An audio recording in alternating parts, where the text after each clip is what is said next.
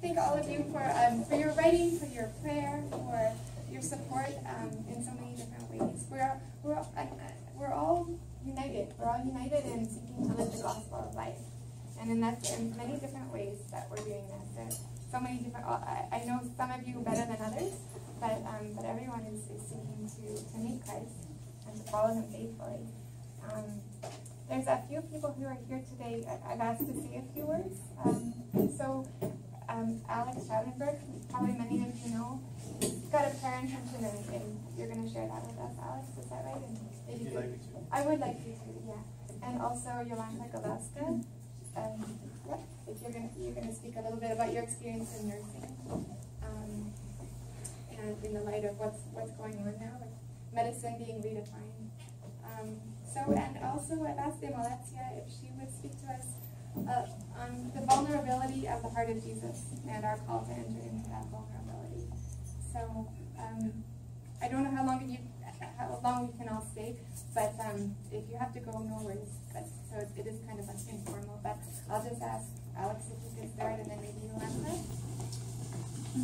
Well, I just was mentioning that we have a baby in London, Ontario named Candace, and her mother is Christy. And so I ask you to pray for them because Candace, about 6 weeks ago, almost died of sudden infant death syndrome. You know, when the child just stops breathing, often it's unexplained how that would happen. And so she stopped breathing for a period of time, but she didn't die. She was found before she actually died. She was brought to the Children's Hospital in London, but she has significant neurological brain damage, right? And so now you have a situation where Candace has recovered to the point where she breathes on her own, but the hospital wants her to die.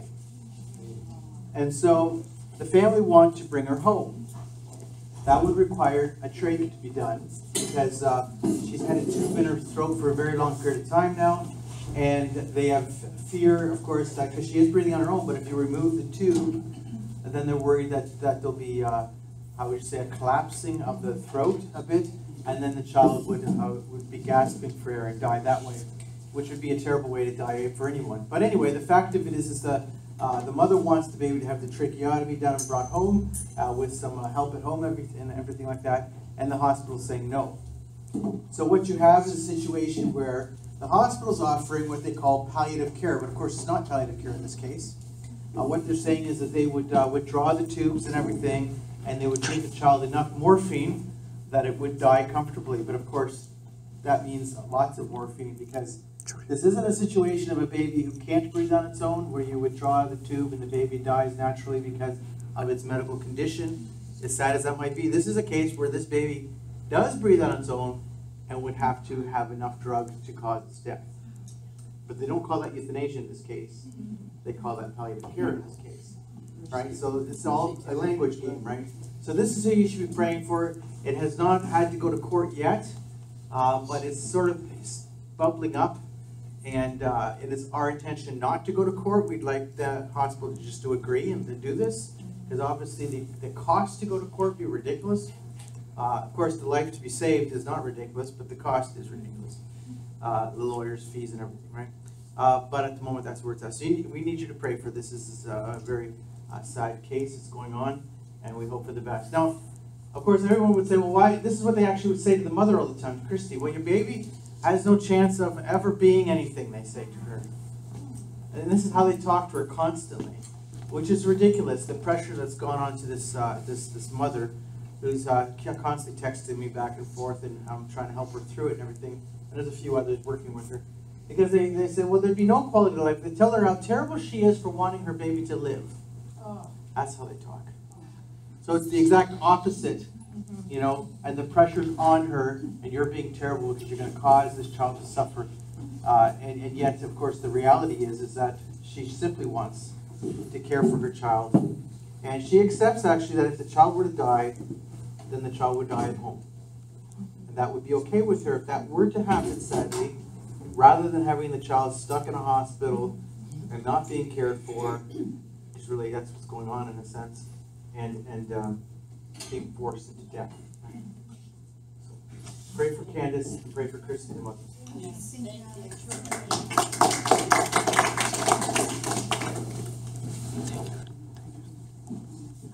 Good afternoon. So my name is Yolanta. I do work with people with physical disabilities. We provide home care, nursing care for those who are physically disabled adults, not children. So on our roster right now, we have about 25 people. These are steady. These are the people that we look after on a daily basis. Some do come and go, but most of them are the same. So if you have the same people over and over, you get to know them. So last month, we had a meeting, our usual staff meeting, and surprisingly enough, none of our patients have a DNR in place. Not because they don't know about it, it's because they don't want it. These people want to live. So, since this euthanasia, assisted suicide came into effect, I have not heard from one, with exception of one, not one has mentioned or even hinted at euthanasia or assisted suicide. Not even hinted, not even asked us about it. You know why? Because they all want to live. Believe me, they want to live. They have obstacles, they have challenges, none that you and I could ever experience. They have challenges of discrimination, prejudice, all sorts of things. But you know what? They're like this, hanging on to life.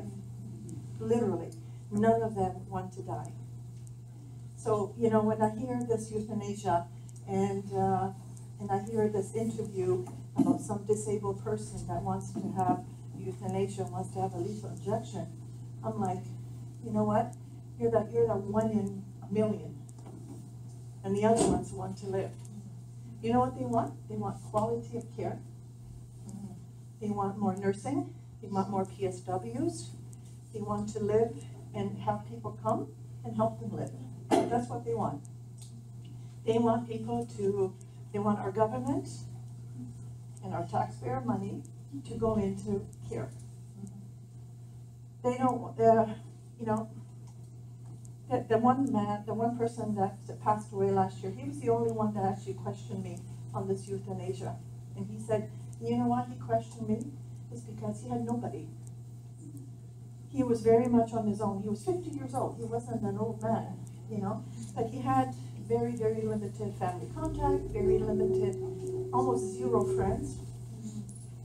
So he would ask us, you know, he says, when euthanasia comes in, I'm going to seriously consider it. And it troubled us for a long time. But you know what? God had his way. He died of natural causes. He died in his sleep. And so we never had to open that issue up with him. But aside from him, not one person has, in all the time I've been there, has ever mentioned to me, what do you think about euthanasia? Or how does this work? None of them. Their main beef is, I need more care, I need more accessibility, I need more support. That's what they want. So now, you know, we have hopefully new government coming in and everything. We have to pray. And we have to be vocal.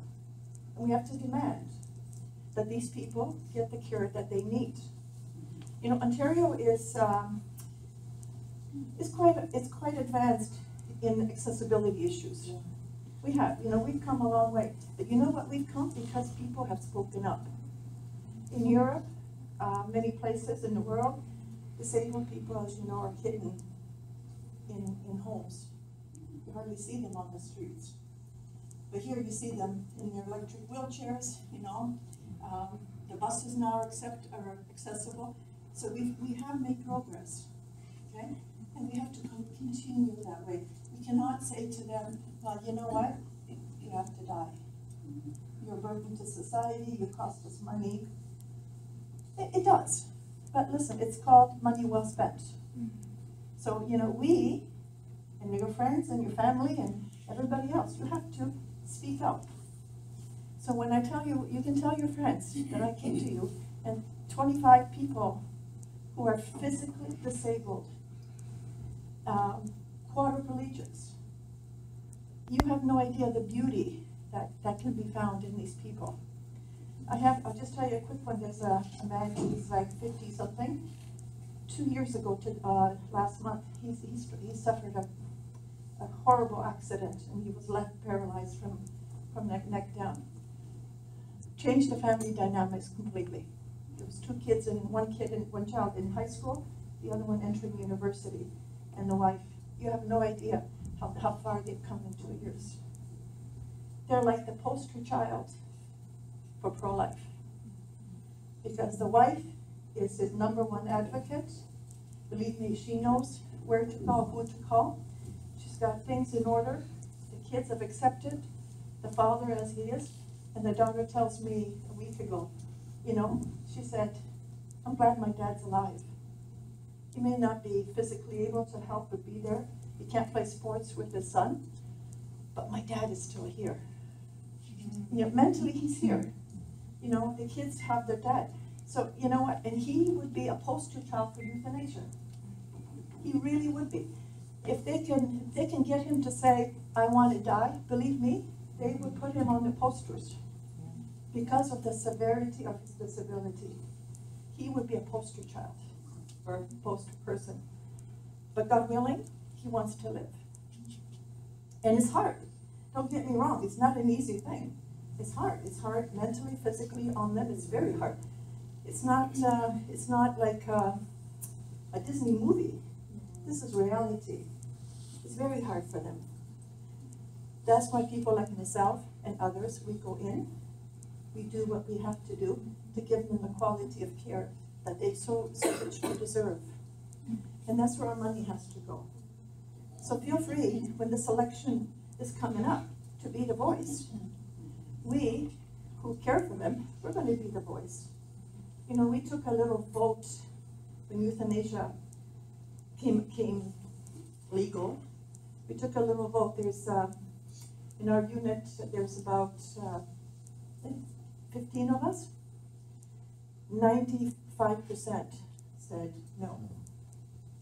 The other one said maybe. You see, so there was no definitive saying that, nurses or PSWs are willing to do this. We're not. Absolutely. So it's a lie what you hear out there in the community, but we're being pressured. As you know, the what's that called? The Physicians for Life. They took them to court, as you know, and they said, yes, you have a case. Yes, by all means, you all have a case, but the rights of the patient prevail. But did they ask my patients? They didn't ask any of mine. No, I don't recall anybody phoning in and saying, excuse me, no, nobody asked us. Nobody asked us. Nobody asked our patients.